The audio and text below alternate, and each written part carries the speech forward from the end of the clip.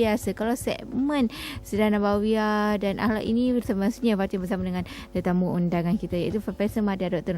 Muhammad Yusof Ahmad. Berkongsi dengan anda tajuknya hari ini iaitu tentang apa yang Nabi lakukan ataupun langkah-langkah yang Rasulullah lakukan sebaik tiba di Madinah. Okey Ustaz, tadi kita dah kongsikanlah beberapa perkara yang dilakukan oleh Rasulullah, contohnya seperti mendirikan masjid, persaudaraan antara kaum Muhajirin dan Ansar, dan juga perjanjian dengan orang-orang yang bukan Islam. Jadi seterusnya mungkin Ustaz boleh kongsikanlah dengan lebih lanjut apakah tindakan-tindakan lain yang telah dilakukan oleh baginda. Baik. Yang tadi itu yang kita bincang, Nabi buat perjanjian, Nabi buat apa lagi? Persaudaraan, apa semua ni. Ini menunjukkan tokoh Nabi kita sebagai seorang pemimpin. Pemimpin ya. Jadi pemimpin dia ambil tahu hal anak buah. Jangan pergi orang bergaduh. Ya. Ada bukan Islam dan Islam, baikkan orang ni. Ada apa nama lagi? Sama-sama Islam, ada susah, ada senang. Orang Mekah tu walaupun kaya di Mekah, dia pindah sebelah sepinggang.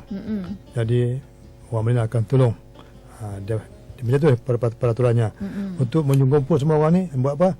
Masjid. Ini pemimpin. Untuk menjaga keselamatan Madinah daripada orang luar, kita sepakat Islam dan bukan Islam, jaga Madinah. Pemimpin. Sekarang sebagai Rasul apa nak buat? Sebagai Rasul, dia menyuruh orang lain memeluk agama Islam. Jadi di Madinah tak masalah lagi lah, sebab kadang-kadang ada ramai. Pendakwah dah ramai dah. Nabi belum sampai pun orang dah Islam ramai. Sebab orang Madinah ni dia memang baik, dia menyeru cepat. Tapi luar dari Madinah, sekarang Nabi menyeru orang luar dari Madinah. Nabi hantar surat kepada raja-raja. Ke Yaman, ke Mesir, ke Qatar sana semua, banyak di negara Arab tu. Hantar surat begitu agama Islam, dia sebagai Rasul ajak. Ramai yang ikut. Ramai yang Islam. Di Yaman Islam, Qatar Islam, Islam. Di Muqawqis di Mesir, dia tak Islam. Tapi dia tak Islam, tapi dia menyambut baik. Terima kasih. Saya tak mau Islam, saya masih dalam keadaan Kristian ataupun Nasrani. Dia hantar hadiah kepada Nabi seorang perempuan sebagai hamba. Nama dia Maryah Qibtiyah. Maryah ni nama orang dulu. Maryah Qibtiyah. Qibtiyah tu sebab dia orang Qibti. Orang hitam lah Qibti ni. Jadi itu sebagai seorang Rasul, dia menyeru negeri-negeri keliling dia tu kepada agama Islam. Baik. Kemudian kebanyakan negeri yang terima Islam terus Islam. Di Tanah Arab tu kebanyakan terima Islam. Di luar Tanah Arab, di Mesir ataupun Tanah Arab di utara, di mana di Syria tu. Syria masa tu di bawah pimpinan di bawah taklukan Roman, dipanggil Roman. Jadi setengah raja tak mau terima. Tak mau terima tak apa, yang setengah tak mau terima Islam, dia hantar surat balik, terima kasih. Tapi yang setengah tu tak mau terima Islam, dia bunuh hanya pendakwah. Pendakwah yang dihantar oleh Rasulullah ke negara-negara tertentu. Dulu bukan ada postman. Walaupun bawa surat, pendakwah pergi bawa surat. Ada yang pergi 3 orang, dia pergi satu tempat 70 orang. Utusan. 70 orang pergi, dia bunuh semua 70 orang. Orang ni pergi kan nak perang, tak bawa apa, bawa surat aja. Apa pandangan manusia yang sihat macam kita ni, kita hantar orang baik, orang bunuh? Tentu kena ambil tindakan. Itulah mula perang. Nabi pun boleh sebab orang bunuh orang dia tanpa sebab, hanya bawa surat saja. Nabi siapkan tentera untuk menyerang. Kenapa kamu bunuh? Kami nak tutup bela. Tapi kalau mereka surrender, siapa pun tak bunuh. Tapi rupanya mereka tak surrender. Mereka siapkan tentera juga. Terpaksa berlaku peperangan. Jadi bila dulu mereka bunuh, orang Islam kalah, orang Islam mati. Sekarang bila dah Rasulullah hantar tentera, mereka berperang. Bila perang, Islam menang. Bila Islam menang, mereka siap pula nak tutup bela. Itulah mulanya perang berlaku.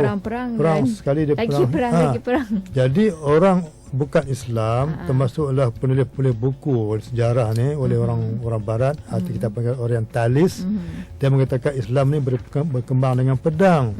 Salah. Dengan cara keganasan. Salah. Itu satu statement yang sangat salah.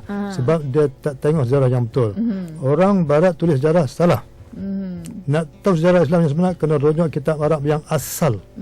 Kitab yang dikarang dulu 100-200 tahun yang dulu baru betul. Yang sekarang orang tulis itu banyak salah. Banyak yang sebab fakta-faktanya dah melencong. Dia tulis itu nak memburukkan Islam. Dia kata Islam ni perang dengan pedang. Tidak, Islam hanya menuntut bela. Siapa bunuh dulu? Yang bunuh dulu musuh. Dia bunuh utusan, pendakwah dia bunuh, bukan bawa senjata. Jadi Islam sebagai agama, sebagai satu bangsa baru, dia wajib tutup bela sebab bunuh orang. Kalau perang tak apa, ni nak tutup bela. Bila nak tutup bela, berlaku peperangan. Bila berlaku peperangan, kalah belah sana. Dia siap pula nak serang pula, kita jaga pula, kita mempertahankan diri. Besok siap lagi, kita mempertahankan diri. Semuanya Islam mempertahankan diri. Tapi orang kata ada Islam itu menyerang. Salah. Sampailah zaman akhir. Sampai zaman Salahuddin Al-Ayyubi. Peperangan tu sebenarnya bukan menyerang. Mempertahankan diri. Tengok balik buku sejarah yang asal, bukan baca buku sejarah orang putih. Jangan. Itu saya pesanlah. Tapi kita ni orang Melayu ni bila intelek sikit, dia baca buku bahasa Inggeris. Buku Melayu tak faham. Maksud percaya. Bila baca buku bahasa Inggeris, kadang-kadang ditulis tu bukan orang Islam. Bukan kadang-kadang lah kebanyakannya. Ataupun yang tulis ke orang Melayu Islam ni, tapi dia belajar, dia buat master di negeri barat. Dia punya profesor tu bukan Islam. Dia akan tulis macam itu. Dia tulis macam tu, maka rosaklah kita punya apa? Fakta-fakta yang fakta kita. Dulu Itu dah penting. ada mungkin tokok tambah. Tokok tambah. Contohnya lah, kenapa Nabi berpindah dari Mekah ke Madinah? Awal-awal lagi Nabi takut dibunuh. Seorang Rasul dia tak takut dibunuh. Sebab dia Rasul. Dia menyampaikan risalah Allah Ta'ala.